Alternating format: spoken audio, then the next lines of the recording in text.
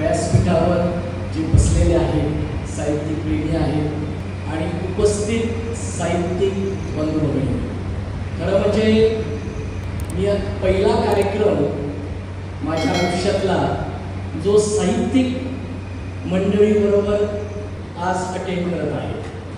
एकच खंत आहे इन्क्लुडिंग मी की I was not connected to such events. आज आपण बघितल्यानंतर असं दिसतं कुठेतरी वाचन हे तरुण मंडळीमध्ये कमी होत चाललेलं आहे.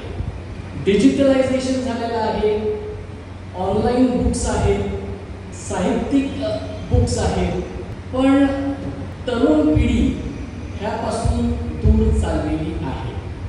And that includes me also to be very honest.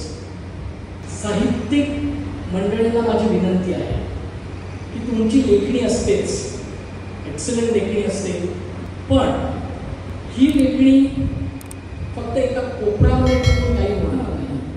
तर तरुण पिढींना, तरुण मंडळी आहेत त्यांना ह्याचा वापर कसा करता येईल, त्यांच्यामध्ये कसं रुजवता येईल हे तुम्ही सगळे एकत्र येऊन विचार मंथन केलं पाहिजे. सिसिलिया मॅडम एक चांगल्या साहित्यिक आहेत, त्यांचं खूप कॉन्ट्रीब्युशन आहे.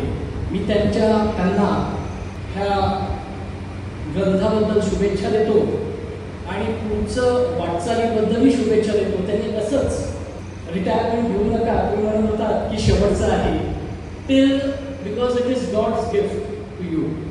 लिहत राहा, भले 2% का 3% वाचणारे असतील तरी हरकत नाही, but that message gets spread. Once again, I am thankful to you for inviting me for this event. Thank you so much.